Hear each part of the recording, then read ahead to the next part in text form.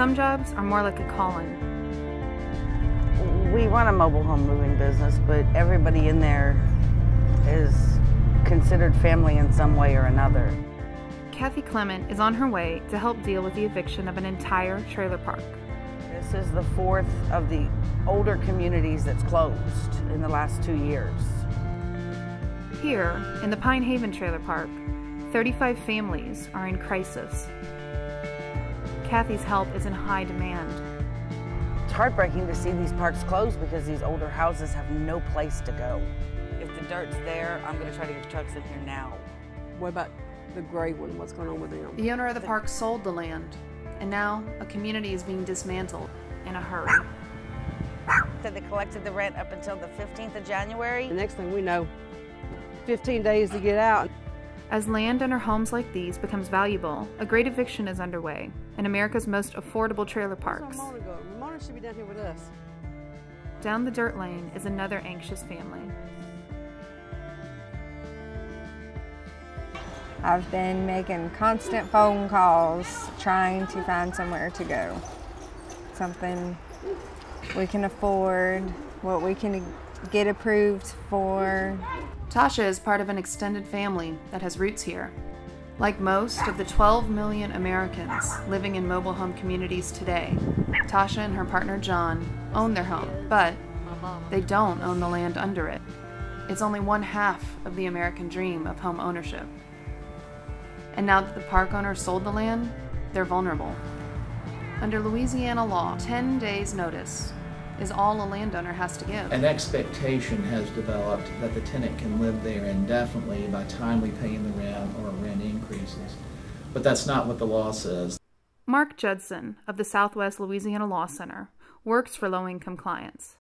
It would be extremely difficult to uproot and relocate with 10 days notice for the wealthiest individual in the world. 30 days would be very difficult. 60 days would be difficult, you know. So it's in my opinion, it's not morally right, it's not ethically right, but it is legally permissible. For landowners and developers, it's a simple case of supply and demand. The Lake Charles area is America's latest boomtown, thanks to the demand for petrochemical plants that process gas from fracking. 40,000 new residents are projected to arrive in the next 5 years. So land is in high demand to house them. As for displaced trailer park residents, Kathy's scoping out a park that accepted some of the trailers. This park, they have rules because they want newer houses to move in. She needs to find out if the plots are ready.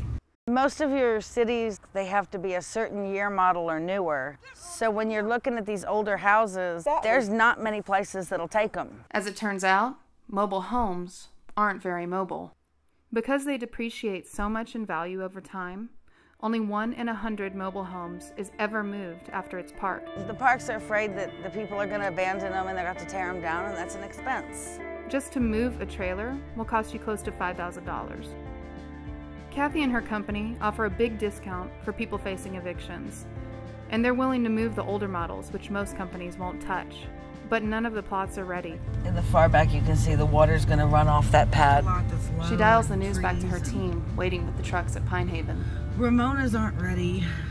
Okay. Well, we need to let the customer know and let everybody else in the park know it's not done at all. There's no chance of moving today, and with the weather coming in, you know, it might, like I said, it might be 2 weeks before we can get out there.